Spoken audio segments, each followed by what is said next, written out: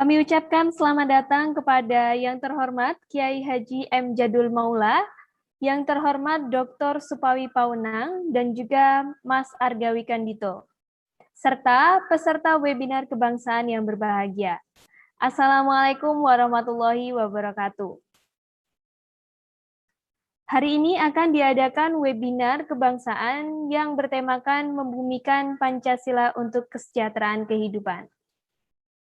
Saya akan membacakan tata cara dan juga susunan acara pada malam hari ini. Yang pertama, peserta diharapkan mengikuti webinar dengan tertib. Yang kedua, peserta dapat menyampaikan pertanyaan dalam kolom percakapan. Susunan acara. Pemaparan materi oleh pembicara 1, Kiai Haji M. Jadul Maula selama 30 menit. Yang kedua, pemaparan materi oleh pembicara kedua, Dr. Supawi Pawenang selama 30 menit. Dilanjutkan dengan sesi diskusi yang akan dimoderatori oleh Mas Argawi Kandito.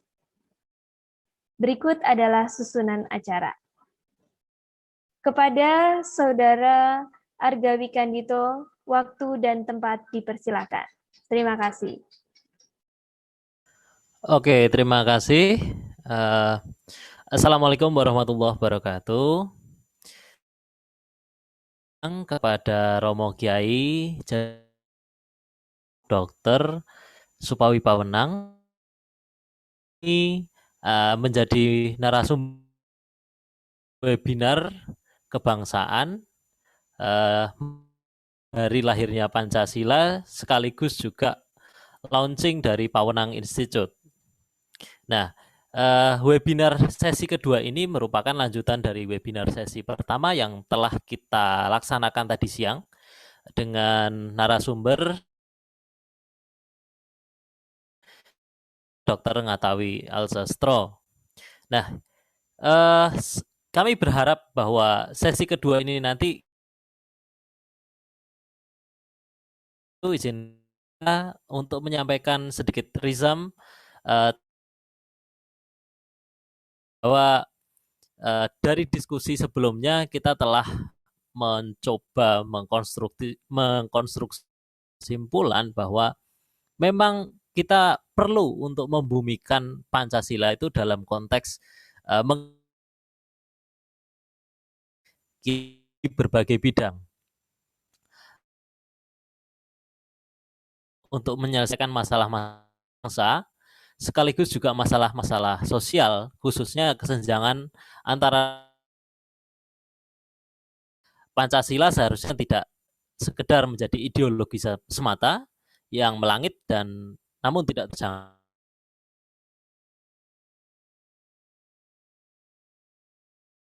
Nah, yang menarik adalah hal ini seperti mengelak diskusi-diskusi sebelumnya. Sebagai contoh, diskusi yang pernah saya dan Kiai Jadul lakukan beberapa kali di Kaleopak akhir tahun kemarin dan pertengahan awal tahun ini terkait nalar budaya, agama, dan sains. Nah, beliau ini Kiai Kaleopak sekaligus budayawan dan aktif mengembang Yogyakarta dan sekitarnya. Mungkin beliau akan memberikan pandangannya khususnya terkait dengan nalar budaya itu dalam konteks Pancasila. Kemudian nanti akan di ekonomi dan Pancasila itu sendiri. Untuk mempersingkat waktu, sesi yang pertama ini akan disampaikan oleh Kiai Jadul. Untuk Kiai Jadul, dipersilahkan. Terima kasih.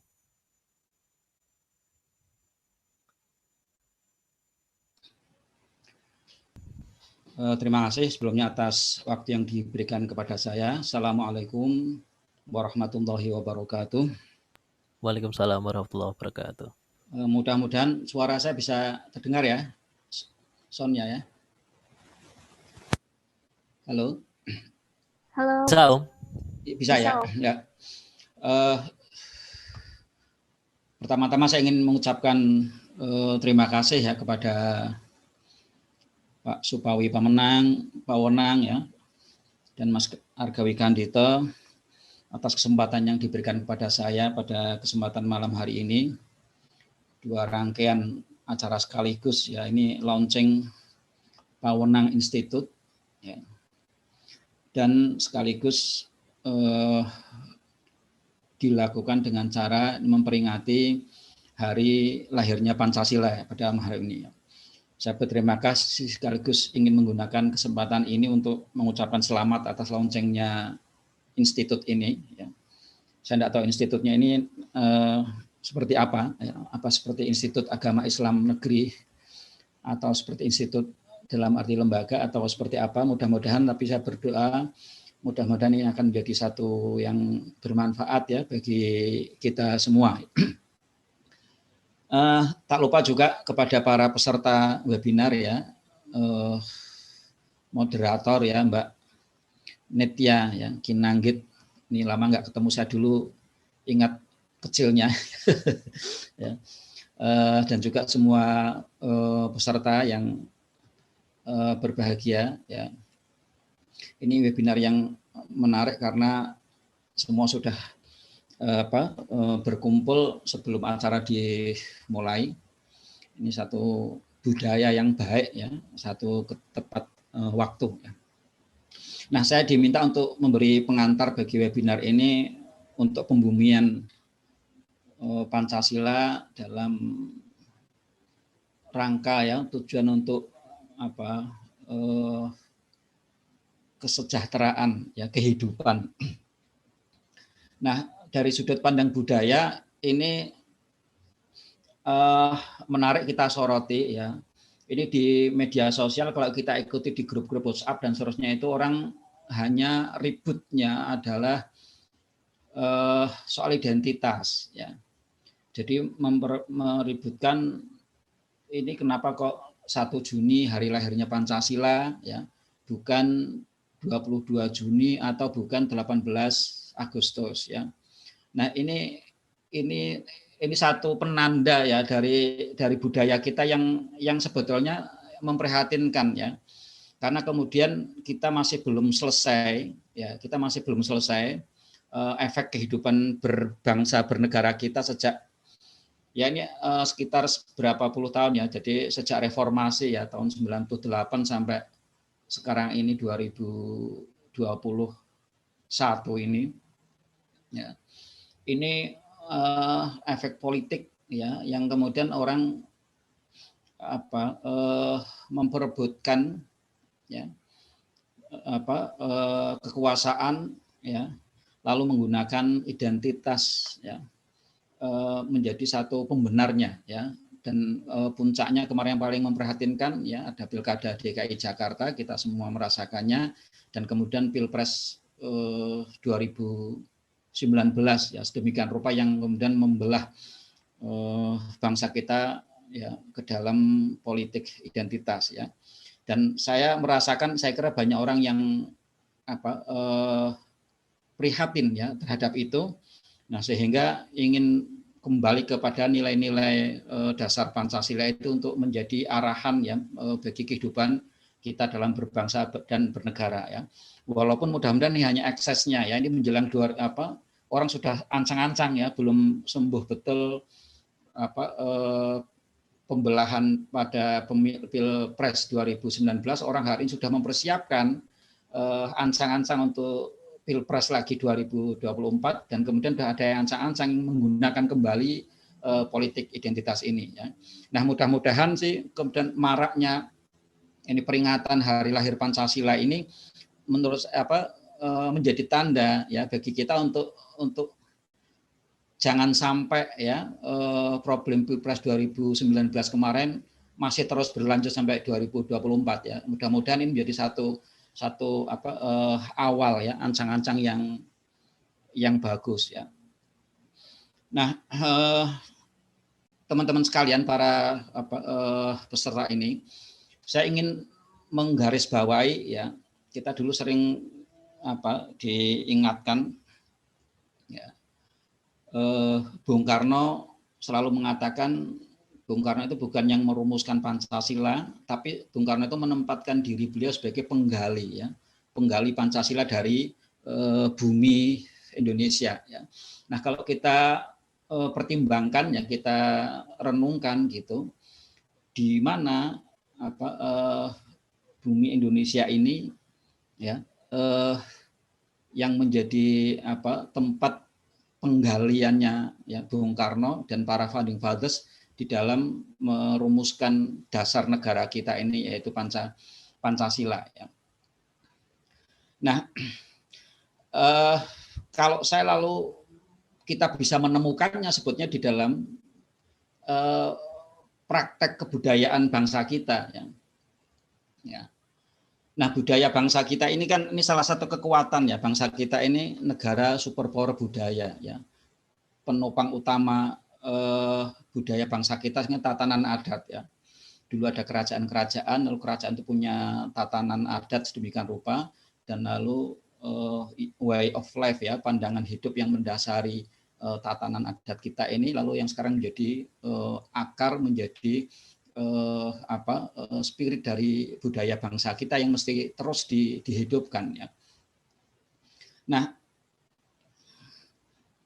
inti dari upacara adat, ya, di berbagai penjuru bangsa kita, kalau kita hayati, ya, itu sebenarnya isinya satu praktek dari pengamalan Pancasila yang hidup di tengah-tengah masyarakat kita, ya, di tengah-tengah masyarakat kita. Ya. Saya sering memberikan contoh, ya, kalau di lingkungan yang Islam itu kan ada acara di Jawa terutama, ya, selamatan, ya. Itu contoh budaya masyarakat kita yang masih hidup kuat, ya. Nah, di dalam budaya selamatan itu kan ada isinya tentang bacaan tahlil, ya. Bacaan tahlil, kita semua mesti ikut mengetahui. Nah, menarik, ya, di dalam bacaan tahlilan ini atau selamatan ini atau kenduren ini, ya, ini kan satu praktek, ya, dari pengamalan Pancasila yang hidup. Misalnya yang dibaca di dalam tahlilan itu adalah, ya, kalimat tahlil, yaitu la ilaha illallah, ya. Lalu surat Al-Ikhlas, qul huwallahu ahad, ya. Ini penegasan tentang keesaan Allah, ya. Yang dibacakan ayat-ayat Al-Qur'an, surat-surat Al-Qur'an, ya, lalu kalimat-kalimat tahlil, istighfar, tasbih, ya. Ini peneguhan bahwa manusia bangsa kita itu mengakui, ya, mensyukuri bahwa nikmat kemerdekaan ini betul-betul rahmat, ya, dari Allah yang Maha Kuasa, dan pengakuan itu diwujudkan di dalam ungkapan-ungkapan, ya, puji-pujian, ya, peneguhan bagi keberadaan dan keesaan Allah yang menjadi sentral dari kehidupan ini.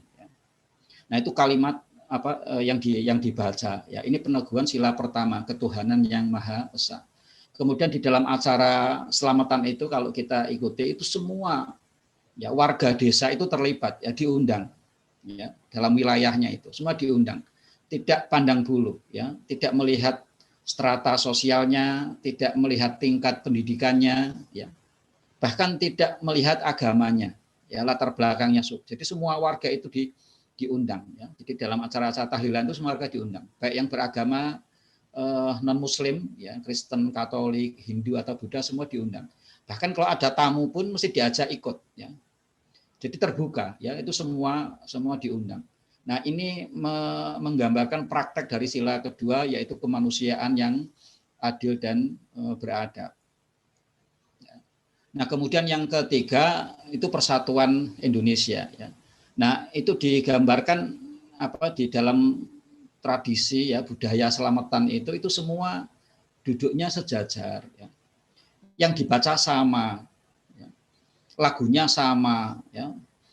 Jadi semua dalam satu kesatuan, ya. Ini menggambarkan persatuan, ya. Ini dipraktekkan, ya, di dalam praktek selamatan itu, ya. Semua ikut, semua terlibat. Nah, yang keempat itu kerakyatannya dipimpin oleh hikmah kebijaksanaan dalam permusyawaratan perwakilan. Jadi kepemimpinan yang berakar kepada rakyat dan melalui musyawarah ya. Biasanya di dalam acara selamatan itu selalu ditunjuk ya. Monggo sampean yang doa. Jadi saling bermusyawarah ya, siapa yang harus dipimpin. Ya. Nah, itu praktek dari sila keempat. Nah, sila yang kelima itu diwujudkan di dalam semua setelah selesai acara tahlilan doa itu semua mendapatkan berkat yang sama ya. Semua pulangnya membawa berkat sama-sama, nggak ada yang ketinggalan. Bahkan yang nggak datang pun diantar ya. Ya.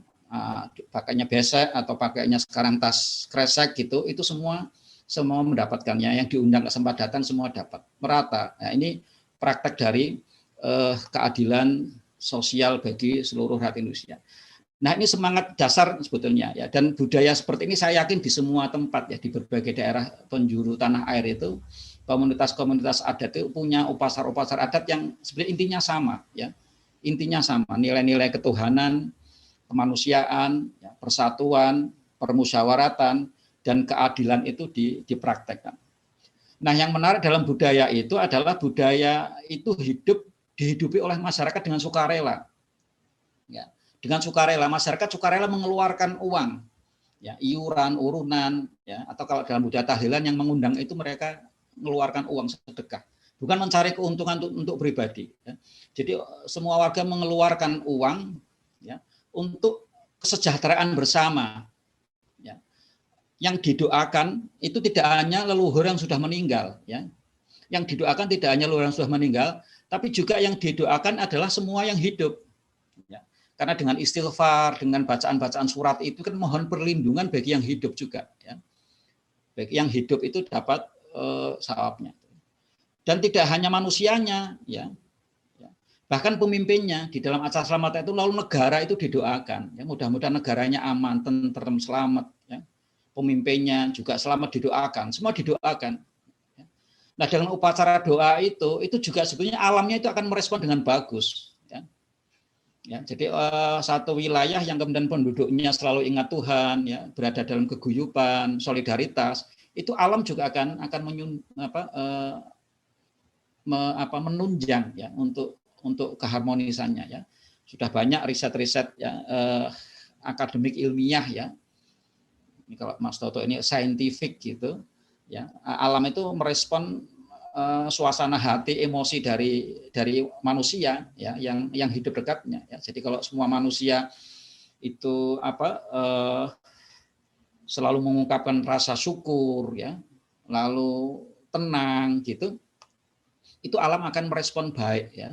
Airnya itu akan menjadi kekuatan untuk kesembuhan ya, tanahnya menjadi penuh berkah ya, udaranya ya menjadi sejuk, menjadi dan seterusnya itu ya. Sebaliknya kalau manusia yang hidup di lingkungan alam itu kemudian nggak ada ungkapan syukur, nggak ada selalu hanya mementingkan diri sendiri ya, situasinya panas, saling iri, saling benci ya, itu alam juga akan merespon dengan buruk juga ya. Lalu alam jadi panas ya, tanahnya kehilangan berkahnya dan seterusnya ya. Nah, jadi ini ada imbal balik ya. Nah, jadi di dalam upacara adat ya, budaya yang berkembang itu ya, itu terjadi proses yang hidup di tengah-tengah masyarakat, semua terlibat dalam kesukarelaan. Mereka mengeluarkan ya, mengorbankan apa yang mereka miliki, uang, tenaga, pikiran untuk apa? Untuk kepentingan bersama. Ya. Kepentingan bersama tidak hanya bagi manusia yang hidup, bahkan bagi manusia yang mati, tidak hanya untuk rakyat, tapi juga untuk pemimpinnya, untuk negaranya, dan juga untuk lingkungan alamnya. Ini kesukarelaan, ya. Nah, ini dalam teori politik modern itu kan ini dirumuskan dengan citizenship. Ya, ini yang teoretikus Amerika itu orang Prancis yang riset di Amerika tentang demokrasi di Amerika itu nyebutnya citizenship ya. Alexis de Tocqueville itu yang merumuskan teori. Ini baru wacana ya di dunia modern ketika era negara bangsa berdiri itu orang merumuskan nilai-nilainya gitu ya, dan itu baru diwacanakan citizenship. Nah, ini di bangsa kita Nusantara itu sudah mempunyai budaya yang salah satu penunjangnya hari ini paling kuat ini citizenship dari warganya. Jadi dalam budaya masyarakat itu sebenarnya merupakan praktek pengamalan yang hidup ya dari citizenship. Nah, kalau kita mau jujur, hari ini sebetulnya pilar negara yang paling kuat kebudayaan ini ya. Ya. Ada ungkapan di dalam bahasa Arab dari para ulama itu ya, qiwamud daulah arba'atun ya. Tiangnya negara ini ada 4. Ya. Yang pertama tiangnya negara itu adalah bi ilmil ulama ya, ilmunya ulama ya. Ilmunya para cendekiawan ya. Nah, kalau kita jujur, apakah sekarang praktek kehidupan kenegaraan kita dasarnya ilmu dari para ilmuwan atau enggak? Ilmunya para akademisi itu dipakai enggak? Ilmunya para ilmuwan dipakai enggak? Ilmunya para ulama dipakai enggak untuk menata negara ini? Ya. Kalau yang terlihat, kalau kita lihat itu semua praktek kenegaraan kita banyak transaksional ya. Pemilu misalnya, ya rakyat ya kita juga ikut salah ya. Kadang kita memilih pemimpin itu bukan untuk mencari pemimpin, tapi milih yang bayar. Jadi sudah semua transaksi ya, antar partai politik transaksi untuk mencapreskan siapa, di dalam legislatif transaksi untuk menggolkan undang-undang yang bagaimana. Ini jadi praktek kenegaraan kita ini sebenarnya ilmunya ilmuwan ini enggak begitu dipakai ya, yang dipakai pragmatisme ya, transaksi. Ya, ini pilar yang pertama. Pilar yang kedua bi'adalatil umara, keadilan pemimpin. Ya. Pemimpin yang adil. Ya. Nah, hari ini juga sulit ya, karena kemudian proses politiknya transaksi, maka ketika jadi pemimpin dia nggak bisa adil ya, karena tergantung kepada transaksi-transaksi yang terjadi sebelumnya ya. Jadi nah hari ini kita sudah diikat ya, pemimpin kita itu sudah diikat oleh perjanjian internasional, perjanjian dagang dan seterusnya itu ya, yang tidak bisa membuat pemimpin kita itu independen ya. Nah, ini tiang yang kedua bi'adalatil umara, keadilan pemimpin itu tergerus ya, goncang. Nah, tiang yang ketiga bisa khawatil agniya ya. Ini loman ya, kemurahan hati para konglomerat dermawan, orang-orang punya uang itu membagi. Ini distribusi ekonomi yang adil. Nah, hari ini kalau kita amati, kita seksai praktek kehidupan ekonomi kita ya, menunjukkan ya modal kapitalisme ya, itu yang masih menggerakkan ya. Jadi ke jurang sosial ekonomi itu menjadi sangat mengena. Jadi keadilan ekonomi, distribusi ekonomi yang merata ini juga jadi soal. Nah, ini 3 tiang ini rapuh ya. Tiangnya negara yang 3 ini rapuh. Nah, yang keempat itu adalah bidu'ail fuqara ya. Doanya rakyat, doanya fakir miskin, ini menjadi cagaknya negara yang keempat. Nah, doanya rakyat ini tergambar di dalam budaya di tengah-tengah masyarakat kita yang saya sebutkan tadi ya. Jadi budaya selamatan, budaya upacara adat, ya sedekah bumi, ya labu sedekah laut, ya. Lalu banyak sekali upacara adat, itu intinya doanya rakyat untuk tegaknya negara. Nah, hari ini budayanya yang hidup. Jadi kalau kita lihat 4 cagaknya negara ini yang 3 itu rapuh goyah, dan yang masih tersisa hanya 1, doanya rakyat. Dan doanya rakyat itu hidup di dalam budaya di tengah-tengah masyarakat. Nah, oleh karena itu kalau kita ingin kembali ya, ini hari ini membumikan Pancasila supaya menjadi panduan ya, menjadi nilai-nilai untuk mensejahterakan kehidupan kita, maka belajarnya kembali seperti Bung Karno menggali dari bumi Indonesia, maka kembalinya kemudian mengaktualisasikan nilai-nilai di dalam budaya masyarakat itu untuk menopang tiang negara yang 3 tadi yang roboh ya. Jadi di dalam budaya masyarakat ada ilmu ya, ilmu tata negara. Di dalam budaya masyarakat ada spirit ya bagi pemimpin untuk adil ya. Ada nilai-nilai keadilan. Itu yang harus diambil. Nah, dulu founding fathers kita ya, mereka mengorbankan diri untuk kepentingan bersama, itu ngambilnya dari nilai-nilai budaya masyarakat ya. Jadi mereka berbeda pendapat tapi tidak kehilangan rasa persatuan ya. Mereka bersaing untuk berebut kursi di DPR dan seterusnya itu, tapi mereka kemudian ketika menjabat mereka hidup sederhana, bukan untuk kepentingan pribadi ya. Bung Karno, Bung Hatta ketika meninggal kita tahu ya, mereka nggak punya rumah ya, nggak punya uang. Ya, jadi teladan-teladan dari founding fathers, ya, mereka mengorbankan diri mereka, ya, untuk kepentingan negara, bangsa, untuk kepentingan kesejahteraan umum, itu masih bisa kita rasakan getarannya. Karena apa? Karena mereka dekat dengan budaya masyarakat. Ya. Nah, hari ini mungkin situasi kehidupan sedemikian rupa berubah, ya. Ada arus bahwa sekarang banyak upacara-upacara adat itu digerakkan oleh kepentingan ekonomi. Ya, ini jadi soal, ya. Budaya kita bisa hidup karena mungkin kepentingan pariwisata terutama. Jadi ekonomi kita hari ini mengandalkan ketika pengelolaan sumber daya alam sedemikian rupa, ya. Lalu mereka sekarang ada arah bahwa peninggalan-peninggalan budaya, artefak budaya, nilai-nilai budaya itu juga mau dimanfaatkan untuk kepentingan ekonomi, yaitu pariwisata, ya.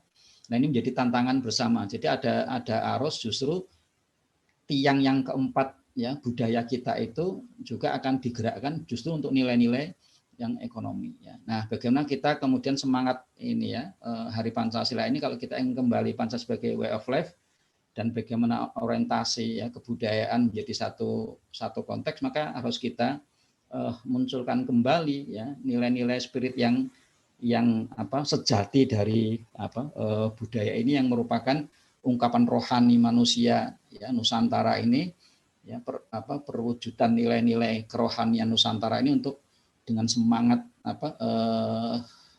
persatuan, ya, kesatuan, kemanusiaan, ketuhanan, musyawarah untuk mewujudkan keadilan sosial yang lebih nyata, ya.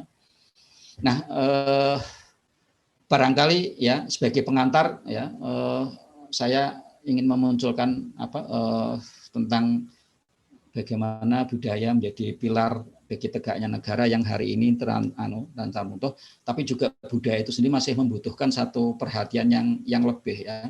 Banyak dari kita, ya, memang menghidupkan budaya itu hanya semata-mata rutinitas, ya, semata-mata semangat hanya mungkin nguri-nguri, ya, tapi apa yang diuri-uri kadang nggak jelas, ya. Kemudian hanya berhenti di upacara. Nah, mungkin semangat Hari Pancasila saat ini bisa kita munculkan, kita beri tekanan bahwa budaya kita hari ini itu menjadi salah satu tiang bagi tegaknya negara, ya. Nah, kalau hal ini bisa dilakukan, maka Pancasila sebagai satu ideologi bangsa, way of life bangsa, gitu, akan bisa betul menjadi kekuatan yang lebih real, ya, tidak semata-mata menjadi slogan yang kosong, ya, yang kosong.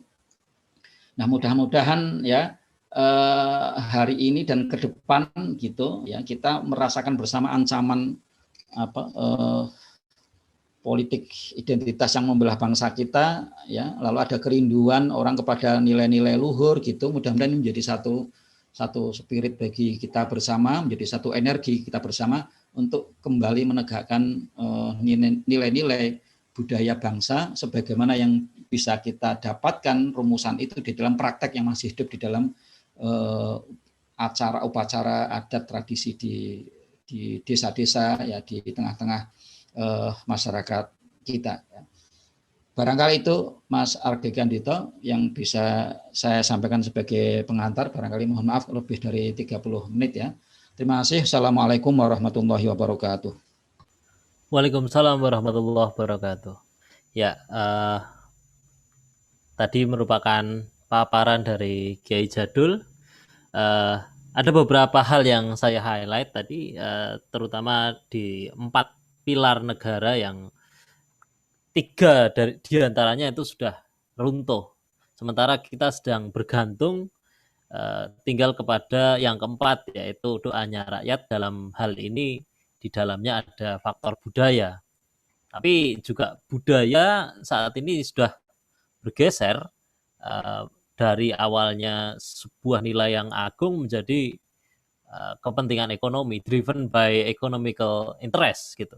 Nah, ngomong-ngomong tentang ekonomi, narasumber kita berikutnya, Dr. Supawi, ini merupakan akademisi sekaligus juga beliau mengajar ekonomi dan ekonomi syariah.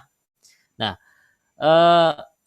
mungkin beliau akan memaparkan tentang ekonomi dalam konteks Pancasila ini. Apakah dalam konteks Pancasila itu ekonomi yang berjalan itu harus eksploitatif atau sebetulnya bagaimana? Nah, untuk mempersingkat waktu saya persilakan untuk Dr. Supawi. Sumangga. Terima kasih Mas Toto.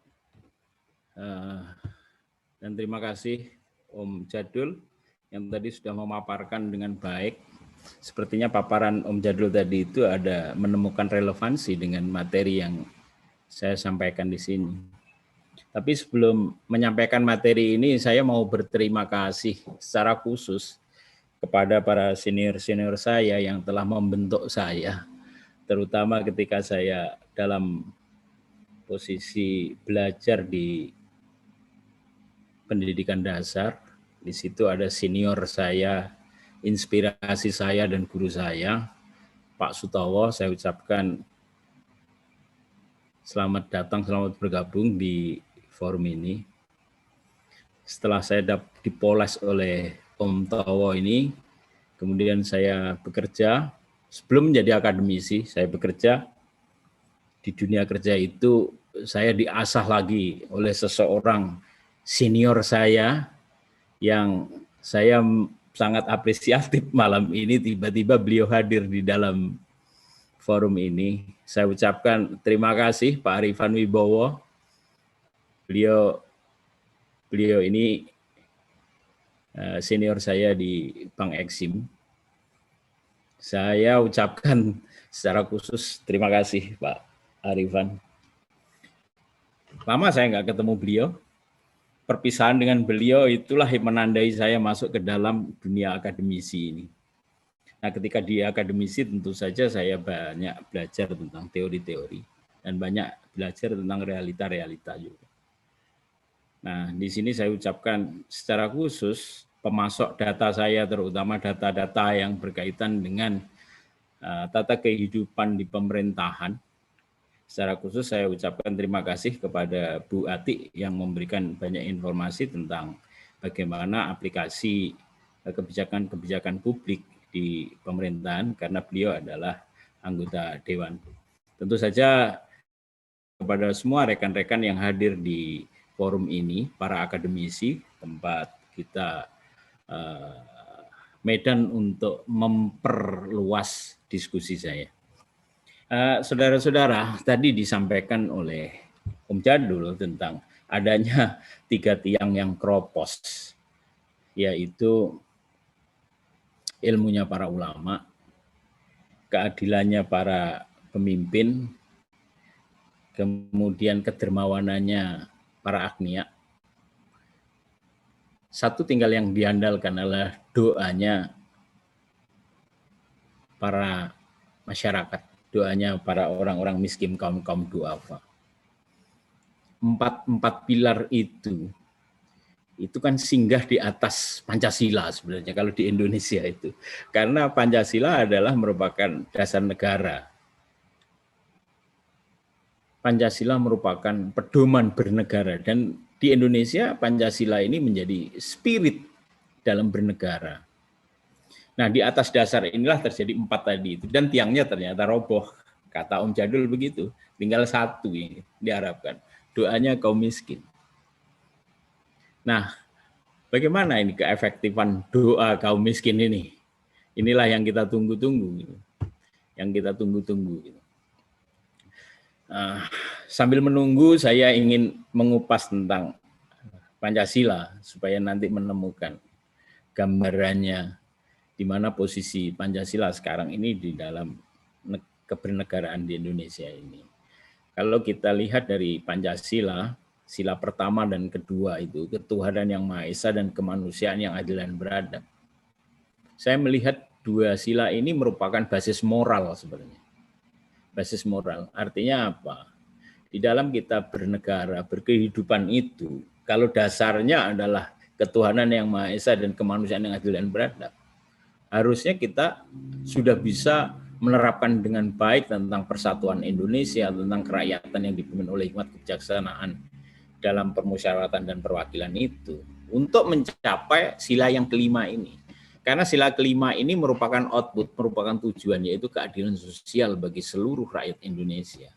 Hanya permasalahannya adalah keadilan sosial bagi seluruh rakyat Indonesia ini saat ini seperti apa gitu. Apakah memang sudah betul-betul terwujud?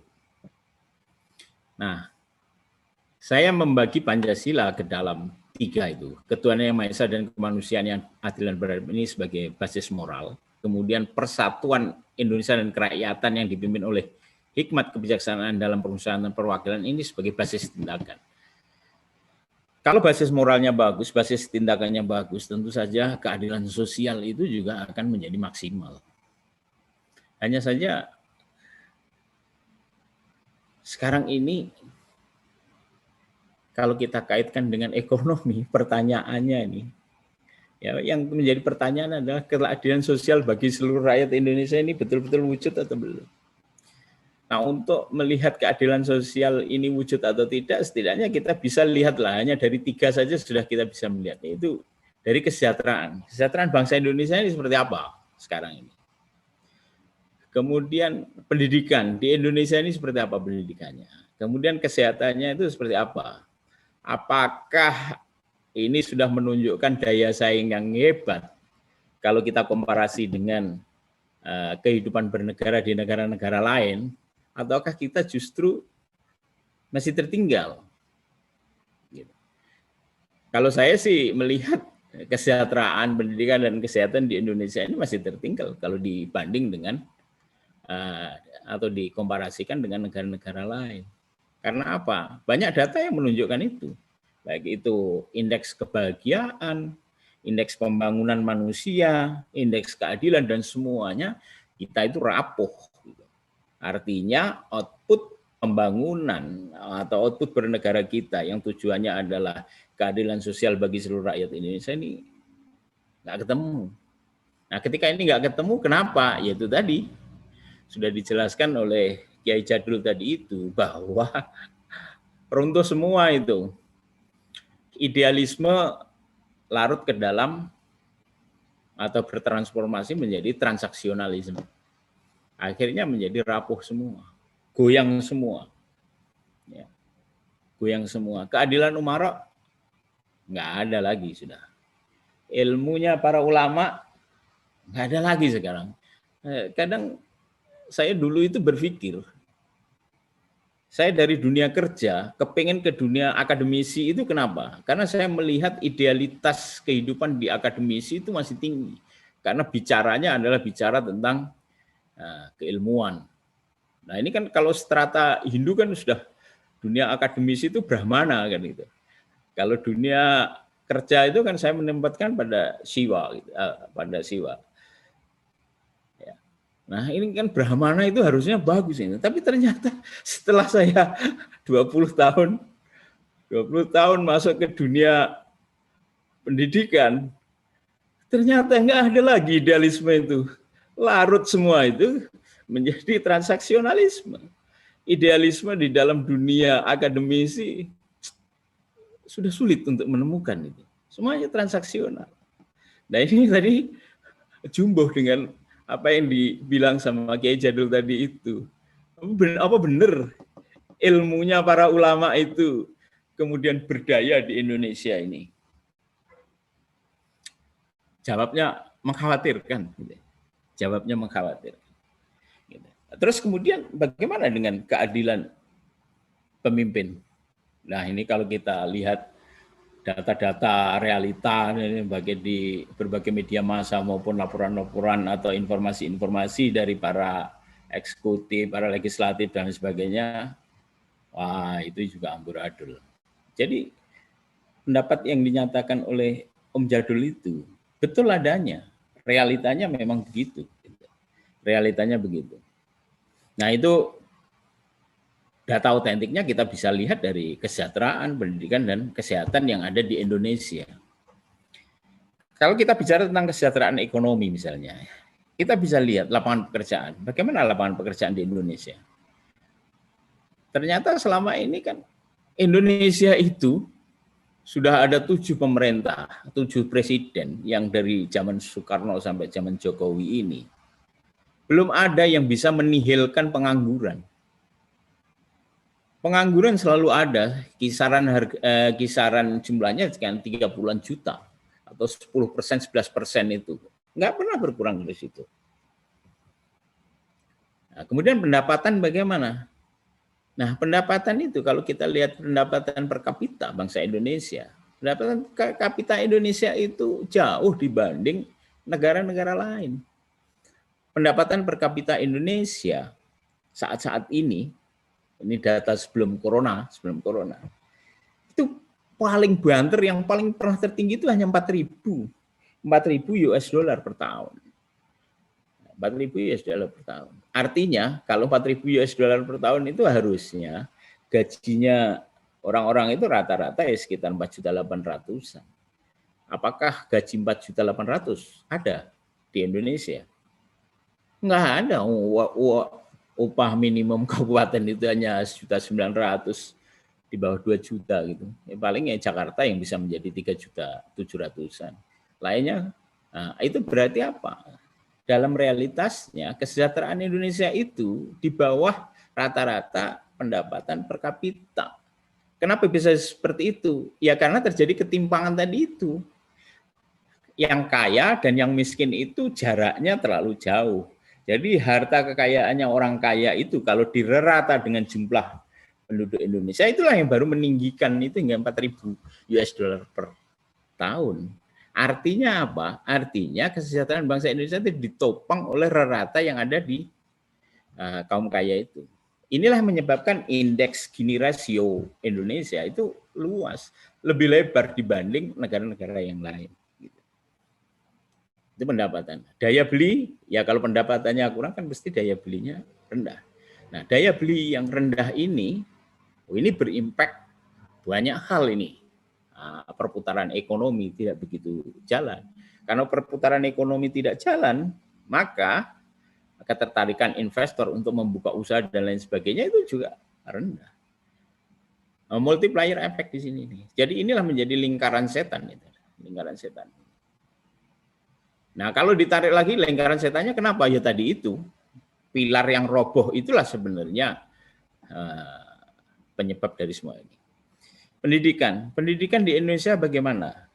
Pendidikan di Indonesia kepesertaannya itu nggak bisa maksimal, ya masih rendah. Lamanya pendidikan di Indonesia berdasarkan data yang terbaru tahun 2021 ini, lama pendidikan di Indonesia itu rata hanya 13 tahun. 13 tahun, berarti 13 tahun itu setara dengan D1. Kalau setara dengan D1, artinya kan nggak sampai sarjana, maka memang terjadi gap di Indonesia ini kan jumlah sarjana baru berapa persen, baru 4% atau 5%. Gitu. Kalau itu dibandingkan dengan Israel sudah 90% sarjana semua. Kuba itu sudah 70%, padahal negara yang diembargo puluhan tahun itu. Ya, Indonesia ini sarjananya baru sekitar 7-8% total dari S1 sampai S3. Artinya kan tinggi sekali. Nah, itu pun lamanya pendidikan yang 13 tahun itu baru ada pada generasi milenial. Baru generasi milenial. Nah, generasi yang masih di generasi X, jadi sekitar 20 tahun sebelum generasi milenial itu, baru 9 tahun. Maka kewajiban pendidikan itu 9 tahun itu kan itu generasi X. Yang sekarang ini sudah generasi milenial itu tahun. Mudah-mudahan yang generasi G dan post G ini bisa meningkat. Tapi apakah itu nanti dalam realitasnya akan bisa meningkat? Kalau saya lihat trennya kok pesimis juga saya itu. Kenapa? Ya karena tadi itu perilaku 3 pilar yang dijelaskan oleh Kiai Jadul itu rontok gitu. Maka itu nggak mungkin. Nah, kesehatan. Bagaimana tingkat kesehatan kita? Kita bisa pilihlah kesehatan pada saat balita dan pada post balita. Pada balita ini hal yang paling menarik adalah isu tentang kekurangan gizi dan stunting. Ya, stunting ini menjadi permasalahan yang akut di Indonesia. Ya. Nah, permasalahan yang akut di Indonesia. Dengan stunting ini, maka kemudian fisik dan lain sebagainya itu tidak mampu bersaing karena kekurangan gizi dibandingkan dengan yang lain. Nah, ini nanti berkaitan dengan produktivitas. Nah, di pos balita juga begitu. Ya. Ada upaya sebenarnya di pemerintah itu untuk memberikan layanan kesehatan dalam bentuk jam kesmas, jam sostek, dan lain sebagainya itu. Tapi itu hanyalah berhenti pada satu gerakan memunculkan kebijakan, tetapi dalam realitanya kacau balau gitu. Ya. Kesejahteraan ekonomi, pendidikan, dan kesehatan ini kan sebenarnya berkaitan dengan produktivitas bangsa. Baik itu produktivitas personal maupun produktivitas bangsa. Dan inilah yang menentukan daya saing. Yang menentukan daya saing. Nah, bagaimana daya saing bangsa kita? Daya saing bangsa kita itu saat ini ya dibanding dengan negara-negara lain masih sangat rendah. Padahal daya saing itulah yang pengungkit investasi. Jadi untuk mengungkit investasi ya harusnya dilihat dari ini tadi itu, anteseden yang saya jelaskan tadi itu, bukan menambah menteri. Menambah menteri investasi itu tidak mendukung ya, tidak mampu mengatasi permasalahan karena di sini ini. Karena apa? Antesedennya itu tidak terjawab. Yang harus dijawab adalah di situ. Nah, coba kita lihat ini. Laki-laki ini untuk membuktikan keadilan sosial bagi seluruh rakyat Indonesia atau melihat realita keadilan sosial bagi rakyat Indonesia. Kalau kita lihat dari incremental capital output ratio di Indonesia itu ICOR-nya itu tahun 2020 itu 0,6. 0,6 itu artinya adalah untuk menghasilkan suatu produk itu butuh 6 nilai investasi. Nah, ini jauh dibanding ICOR Malaysia, Vietnam, dan Thailand yang hanya 0,3. Jadi untuk menghasilkan produk yang sama di Indonesia itu butuh 6 modal, di Thailand, Vietnam, dan Malaysia itu hanya butuh 3 modal. Artinya kan berarti iklim bisnis di luar negeri itu jauh lebih menggiurkan dibanding Indonesia. Maka wajar saja kalau kemudian Nike pindah, Matsushita pindah, dan lain sebagainya. Pindah ke Vietnam dan lain sebagainya. Ya karena ini, ICOR-nya ini. Nah kemudian kalau kita lihat dari produktivitas tenaga kerja misalnya. Produktivitas tenaga kerja Indonesia itu 0,67. Indeks produktivitas 0,67 itu ada di Malaysia, Vietnam, dan Thailand. Sedangkan di Indonesia hanya 0,53. Apa artinya indeks produktivitas 0,53 ini? Indeks produktivitas 0,53 itu artinya adalah produktivitas itu hanya terjadi 53% dari potensi. Berarti ada idle potensi yang sebesar 47%. Nah, kan jauh dengan Malaysia. Malaysia itu 0,67, jadi 67%. Yang tertinggi adalah Singapura. Singapura itu 0,88%.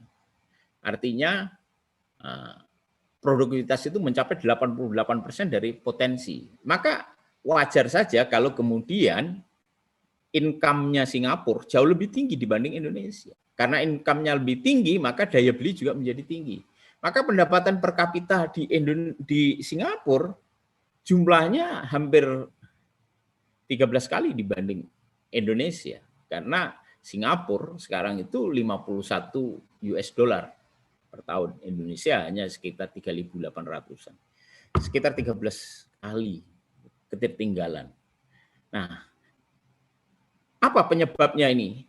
Penyebabnya ini banyak sebenarnya. Ya, tadi itu, gizinya itu memang kurang. Kita tidak bisa terbebas dari problem stunting. Dari pendidikan kita juga begitu. Sehingga kita itu lemah di literasi. Nah, penyebab oleh PISA. PISA itu adalah penilaian pelajar internasional. Penilaian pelajar internasional menunjukkan bahwa Indonesia itu lemah di dalam sains, teknologi, engineering, dan matematika. Di STEM ini, sains, teknologi, engineering, dan matematika lemah. Nah,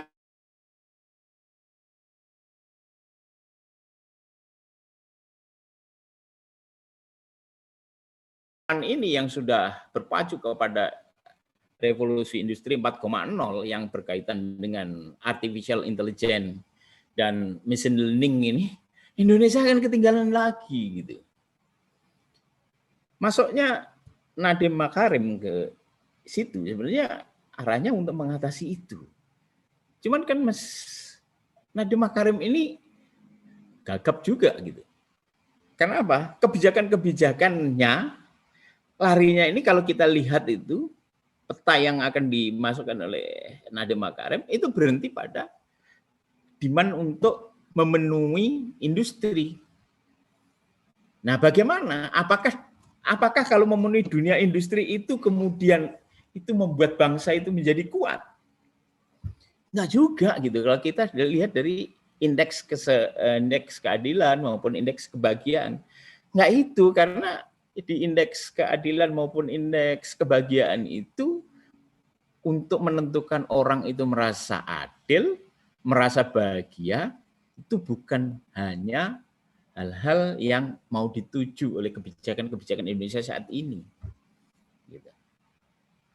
Ya, hal-hal semacam ini kan sebenarnya pengungkit dari investasi. Ini pengungkit investasi. Nah, oleh karena itu selama ini investasi kita itu kalah terus dibanding negara-negara lain ya begini ini ya, karena memang nggak menguntungkan. Bisnis di Indonesia itu tidak menguntungkan. Apalagi kalau kita lihat dari tindakan, basis tindakan itu yang basis tindakan tadi itu yang di Indonesia itu rapuh. Keadilan para pemimpin nggak ada, keadilannya rusak. Kemudian silaturahminya, berbaginya atau distribusi ekonomi itu tidak jalan, ya ini menjadi problem gitu. Saya mencoba melihat, membandingkan dari masa ke masa tentang implementasi Pancasila itu. Sebagai perbandingan adalah antara Orde Baru dan Orde Reformasi. Kalau kita lihat dari kacamata sosial, di Orde Baru itu perspektifnya di Indonesia masih bersifat lempungan. Masih bersifat lempungan itu gimana? Kempel gitu, kempel. Sosial masyarakat itu masih kempel, masih lempungan. Nah, pada saat itu basis moral dan basis tindakan itu masih solid. Hanya saja keilmuan yang ada di Indonesia masih lemah. Sehingga menjadikan problem tentang keadilan sosial itu ya payah juga gitu, karena keilmuannya lemah. Meskipun basis moral dan basis tindakan masih solid. Nah, sekarang di Orde Reformasi terutama, ini basis moral dan basis tindakan ini sudah menjadi terpisah. Kenapa? Karena lempung itu sudah mengering dan sudah mulai hancur menjadi pasir. Nah, inilah bergeraknya dari sosialis menjadi individualis. Sekarang ini dalam kehidupan kaum milenial ini sangat individualis, menjadi pasir. Lempung itu sudah menjadi pasir.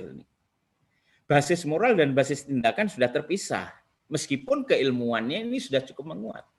Keilmuan yang sudah cukup menguat, tapi basis moral dan tindakannya ini lemah, maka ini akan menghasilkan keadilan sosial yang payah.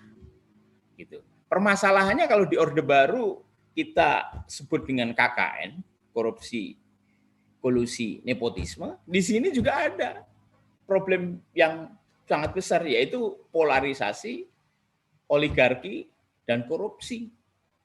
Polarisasi tadi dijelaskan oleh Kiai Jadul bahwa mulai dari zaman pemilihan gubernur DKI hingga pemilihan presiden sekarang ini, sehingga ada cebong dan kampret itu mungkin sekarang sudah masuk ke dalam kamus Indonesia. Mungkin cebong itu apa, itu sudah bergeser. Kalau cebong zaman dulu itu anak kodok, itu mungkin sekarang itu cebong adalah pendukung Jokowi gitu. Nah, itu mungkin sudah masuk di dalam kamus itu sekarang ini karena saking terkenalnya. Polarisasi oligarki dan korupsi ini menunjukkan bahwa basis tindakannya ini sudah rapuh. Nah, siapa sebenarnya yang penyebabnya ini? Kalau saya melihat ada kepemimpinan. Di kepemimpinan ini. Kepemimpinan nasional ternyata tidak bisa mengatasi permasalahan itu. Nah, kalau kita lihat misalnya satu pesan moral dari Amartya Sen. Amartya Sen seorang nobelis yang dia menunjukkan bahwa sebenarnya kemiskinan itu sangat mudah untuk diatasi, tapi pemerintah yang tidak bersungguh-sungguh untuk bisa mengatasi. Nah, saya sangat setuju dengan Amartya Sen. Gitu. Saya sangat setuju Amartya Sen. Bahkan saya berpendapat begini, pemerintah itu memang sengaja menciptakan suatu kemiskinan dengan residu tertentu dalam jumlah 10%, 13% itu sengaja diadakan. Kenapa? Karena itu untuk kemenangan kekuasaan berikutnya, dalam election berikutnya itu. Itulah problemnya. Nah, coba kita lihat indeks keadilan sosial. Yang dinilai adalah pengentasan kemiskinan, akses layanan pendidikan, akses layanan kesehatan, kohesi sosial dan diskriminasi, lapangan kerja inklusif, keadilan antar gender, penegakan hukum, demokrasi dan tata kelola publik. Ini adalah indikator-indikator yang dinilai untuk menilai keadilan sosial. Nah, ternyata indeks keadilan sosial Indonesia nilainya adalah 63,6. Artinya adalah 63% warga Indonesia mampu terpenuhi keadilan sosialnya. Jadi kalau misalnya ada 10 orang yang merasa adil itu baru 6, 4 orangnya tidak merasa adil. Nah, dari indeks kebahagiaan dunia tahun 2021, ada survei yang dilakukan oleh PBB 149 negara, Indonesia itu nomor 92. Berarti kita itu ada di posisi tengah atas. Nomor 1 adalah Finlandia, Denmark, Swiss, Irlandia, Belanda. Singapura, Thailand, Malaysia, dan Filipina masih di atas kita. Artinya nilainya lebih rendah daripada kita. Lebih bahagialah mereka daripada Indonesia. Ini problem. Nah, problemnya apa? Tentu saja ini berarti Pancasila itu tidak bisa terimplementasi dengan baik. Ketika Pancasila itu tidak bisa terimplementasi dengan baik, maka nalar keilmuan juga nggak bisa maksimal karena nalar keilmuan itu sebenarnya kalau dikonstruk menggunakan dasar Pancasila, epistemologinya dikonstruksi dari situ, di dalam ilmu itu ada basis moral yang melekat, yaitu ketuhanan yang Maha Esa dan kemanusiaan yang adil dan beradab. Nah, oleh karena itu sekarang ini lemahnya di dunia keilmuan ini. Nah, dunia keilmuan ini perlu kita konstruk ulang yang mengintegrasikan antara ketuhanan yang Maha Esa dan kemanusiaan yang adil dan beradab ini, yang saya sebut sebagai teoantropocentris ini. Dan pendekatannya yang holistik. Ya kita pendekatannya ya Bayani ya kita gunakan, Burhani kita gunakan, Irfani juga kita gunakan. Nah, budaya yang dicontohkan Kiai Jadul tadi itu sebenarnya di dalam empirinya itu sudah sebagai eksplisitasi dari substansi Bayani, Burhani, dan Irfani. Doa-doa tadi itu kaitannya dengan Irfani, Burhani dalam realitanya, dan Bayani ini tuntunan dari teks-teks suci agama. Nah, inilah problem kita bersama dan mari kita diskusi. Terima kasih. Waktu saya kembalikan ke moderator.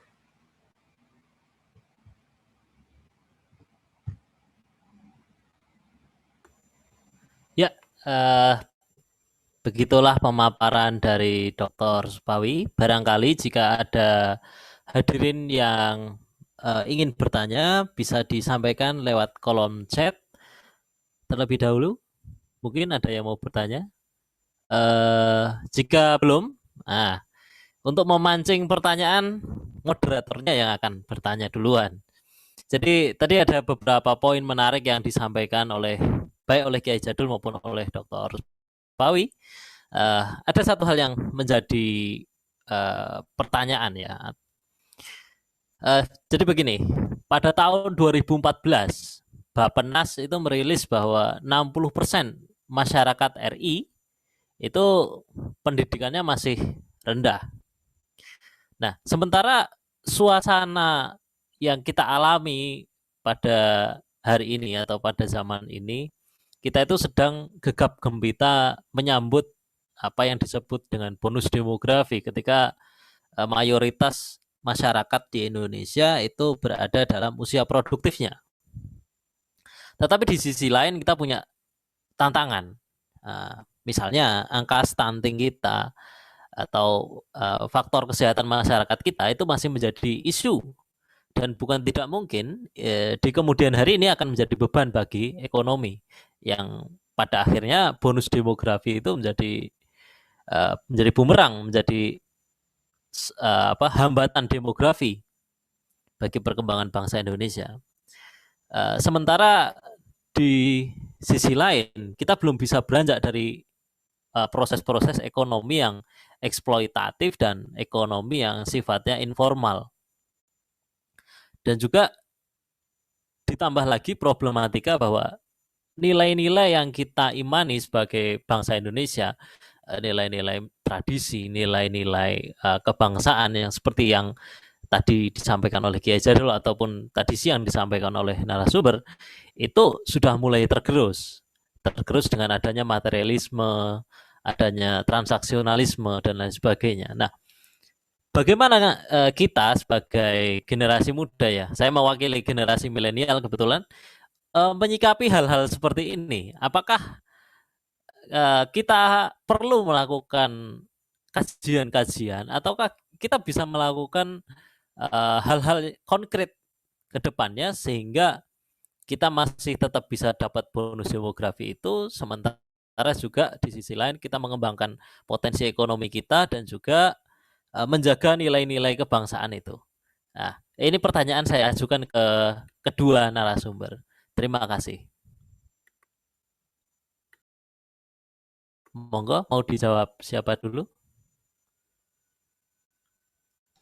Kayaknya lebih relevan Pak Pawe itu soal data-data itu. Nanti saya nambah aja. Oke, siap.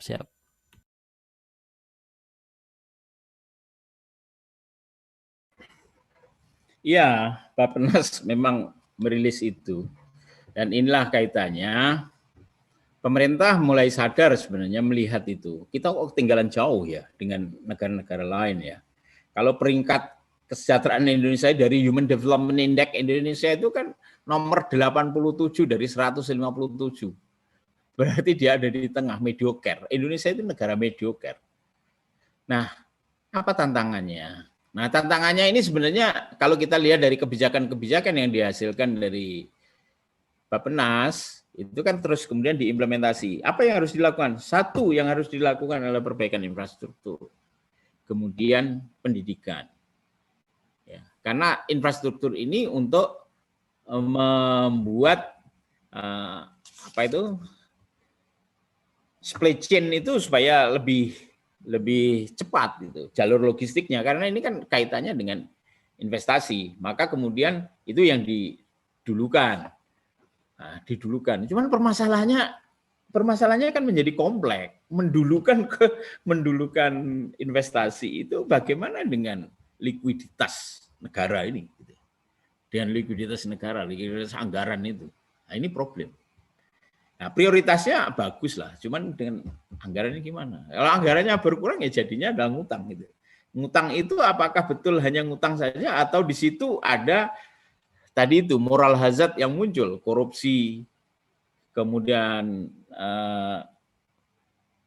korupsi yang ada di Indonesia bagaimana? Ya ternyata, nah itu kalau dikaitkan itu menjadi rigid lagi lah. Tapi secara positif kita akui itu bagus. Kemudian peningkatan pendidikan 2014 itu. Nah, upaya pemerintah kan menaikkan anggaran untuk pendidikan. Bagus. Nah, dari anggaran itulah yang kemudian meningkatkan kesejahteraan dan juga infrastruktur yang ada di dalam pendidikan. Maka kemudian ada peningkatan transformasi pendidikan melalui peningkatan kepemimpinan kepala sekolah, transformasi pendidikan dan pelatihan para guru, kemudian untuk bantuan untuk siswa dan lain sebagainya, ini upaya-upaya yang bagus sebenarnya, upaya-upaya yang bagus. Ya setidaknya kalau sampai sekarang itu belum maksimal, langkah itu sudah bagus, sudah dilakukan dengan bagus.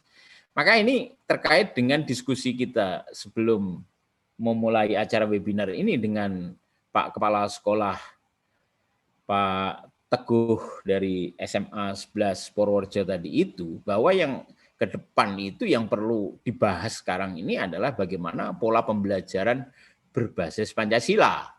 Siswa Pancasila, guru Pancasila, ini yang harus dikaitkan.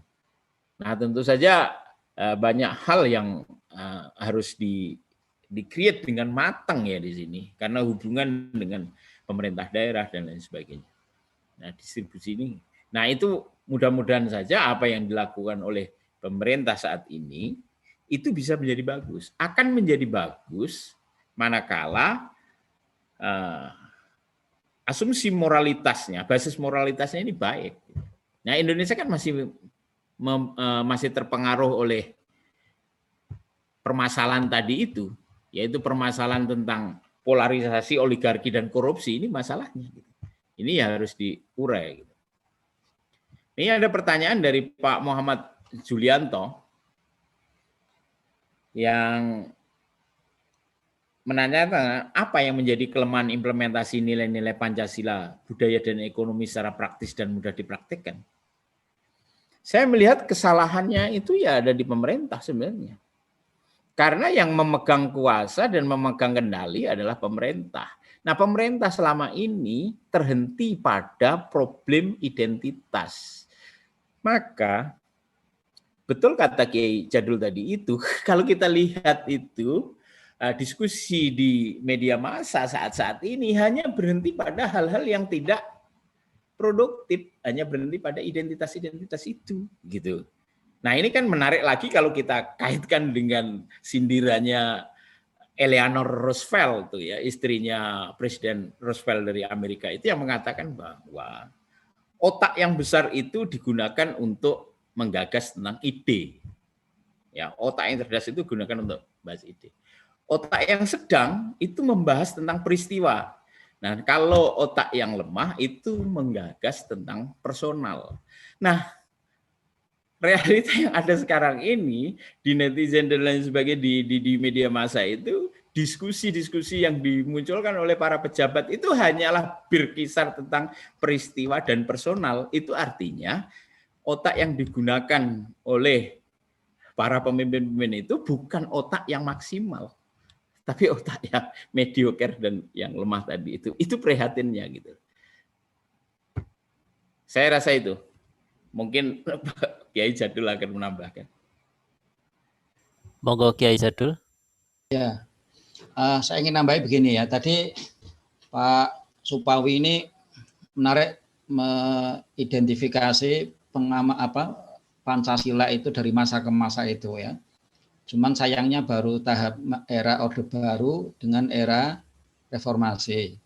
Era Orde Baru tadi bilang pengamalan Pancasila itu basis moralnya dan basis tindakannya masih relatif solid ya.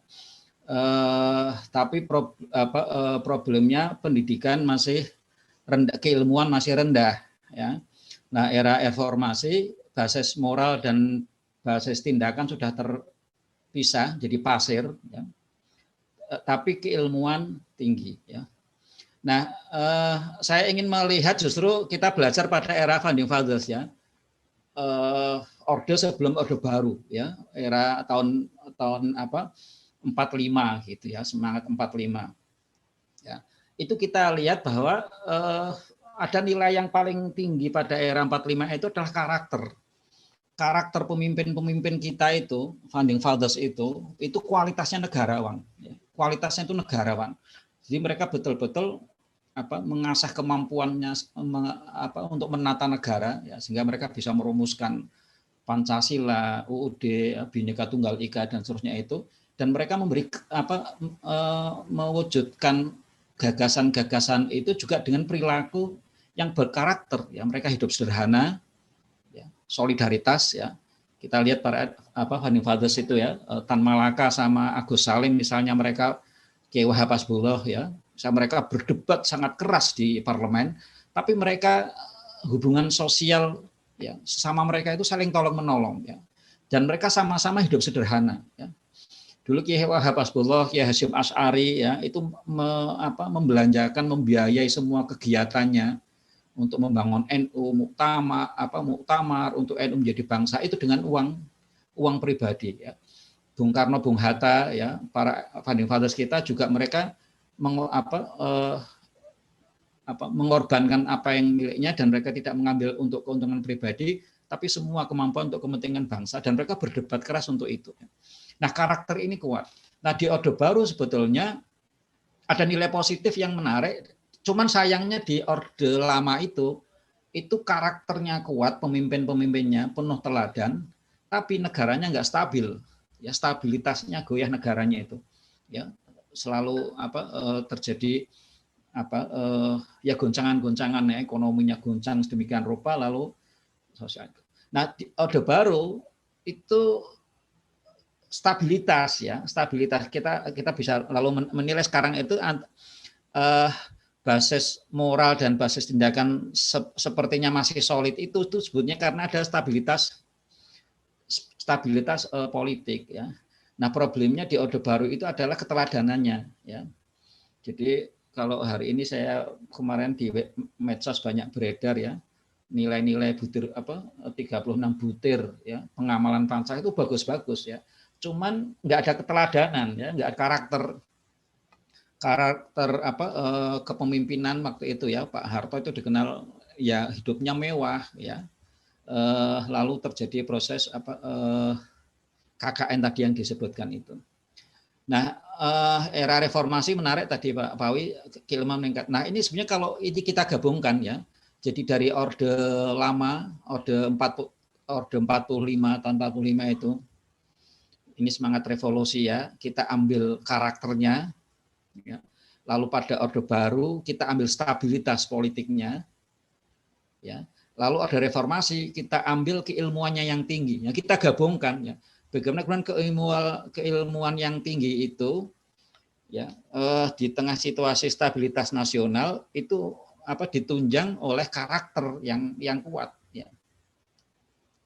Ini gabungan antara karakter kebangsaan yang kuat, ya, karakter kebangsaan yang kuat dengan stabilitas politik serta keilmuan yang tinggi. Itu menurut saya ini menjadi salah satu kunci. Nah, ini dari mana memulainya, ini yang jadi tantangan kita bersama ya. Ya kita mesti masing-masing dari semua sudut pandangnya ya memulai mengambil dari mana saja, ini nggak ada rumusnya ya.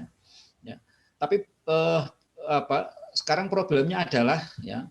Nah, ini ada orang banyak pintar tapi terjebak dalam politik identitas. Ini berarti kan karakter kebangsaannya belum terbentuk. Nah, karakter ini nggak terbentuk karena kemudian ini keadilan ya di dalam politik ini nggak menunjang. Nah, keadilan di pemimpin yang politik itu mestinya bisa kita indikasikan di penegakan hukum ya. Jadi saya membayangkan ya, ini periodenya Jokowi yang ini kan sebenarnya relatif kehidupan hiruk pikuk politiknya ya itu relatif stabil ya. Cuman stabilitas hari ini karena misalnya kesatuan antara presiden dengan parlemen ya itu kayak dalam menggolkan kebijakan kayak kita nggak melihat banyak pertentangan ya. Cuman masalahnya adalah ini digunakan untuk apa gitu? Apakah untuk keadilan atau untuk oligarki ya? Nah, ini kalau kesatuan antara presiden parlemen itu lalu muncul kekuatan untuk penegakan hukum yang adil, nah itu akan bisa membangun karakter ya. Jadi orang politik identitas yang tinggi itu kan karena sebetulnya keadilan hukumnya belum tercipta. Ya. Nah, ini bisa kita ini ya, bisa kalau kita mengacu misalnya kepada hadis Nabi ya, man ra'a minkum mungkaron fal yughayyirhu biyadihi wa illam yastati fa bilisanihi wa illam yastati fa biqalbihi. Ya. Jadi kalau kita melihat sesuatu yang mungkar ya, itu maka ubahlah dengan tanganmu ya. Kalau enggak bisa dengan lisanmu, kalau enggak bisa dengan hatimu ya. Nah ini 3 karakter ini ya, tangan, hati, lisan, dan kekuasaan ya. Nah ini bisa dibagi ya. Jadi bagi para pejabat publik ya, maka kewenangan dia untuk mengubah yang mungkar dengan kekuasaannya. Biyadih itu maknanya bukan tangan ya, tapi kekuasaan. Ini koridornya para pejabat ya, yang mempunyai kewenangan ya. Nah, kemudian fabilisane dengan lisan. Ini bukan kewenangannya pejabat ya, tapi sebetulnya ini para intelektual, para ulama ya, legislatif ya. Jadi fabi qalbih itu adalah para rakyat gitu ya. Nah, ini kalau masing-masing bisa tegak gitu ya. Ini muncul ini bisa menarik sinergi ya. Jadi rakyatnya ya itu mendoakan dengan hatinya, para ilmuwannya itu tegas ngomongnya, menyuarakan kebenaran, dan para penguasanya itu dengan kekuasaannya menegakkan keadilan. Nah, hari ini terbalik ya. Yang rakyatnya itu didorong untuk menggunakan kekuatan, dikompori oleh para intelektualnya ya, agitasi dengan macam-macam gitu. Nah, kemudian yang mestinya memegang kekuasaan juga banyak ngomong ya, banyak ngomong. Nah, ini ketidak sinkronan itu ya. Nah, jadi kalau ada pertanyaan tadi di mana langkah praktisnya, ya kita bisa mulai dari diri kita sendiri, dari lingkungan kita yang terdekat, apa yang bisa menjadi koridor kita ya. Jadi yang di rakyat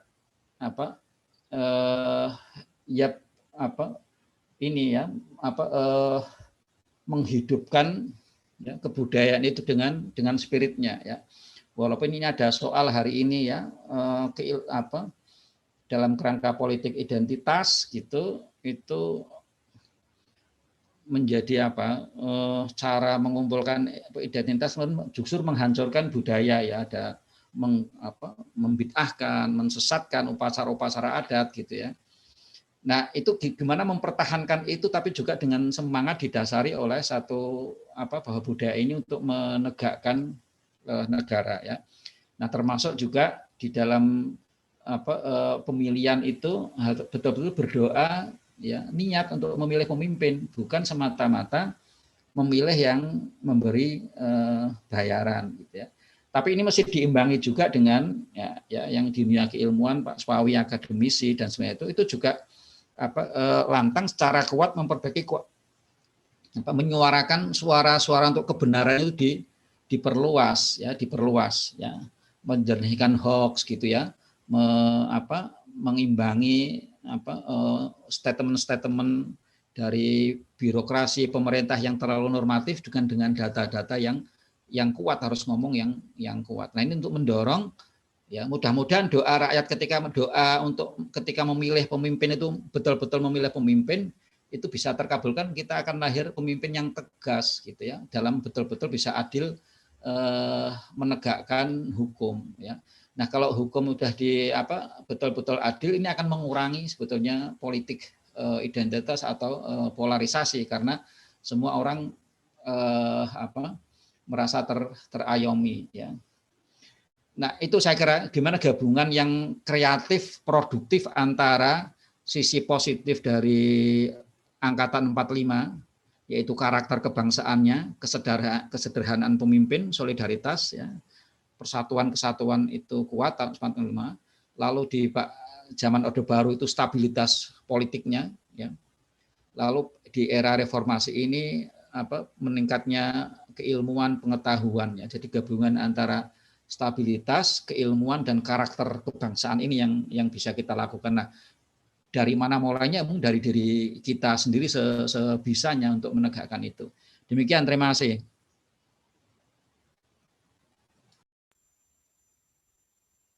Ya, terima kasih.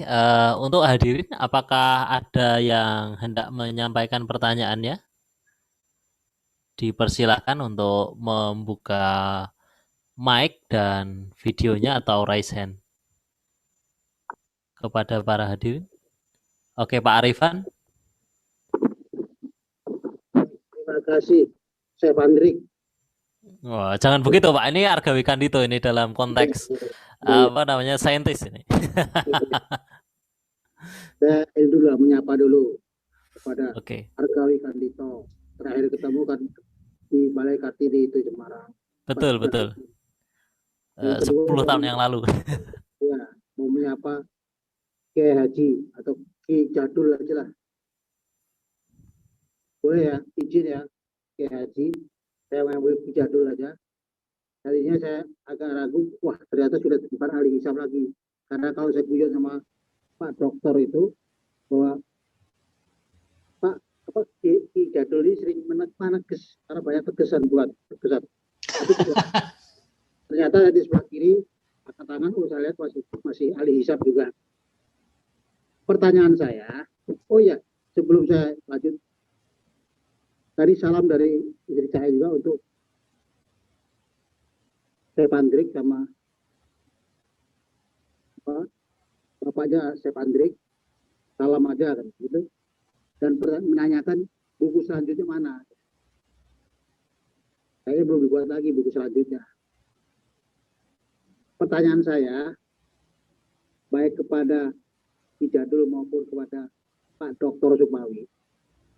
Tadi bagus sekali ulasannya.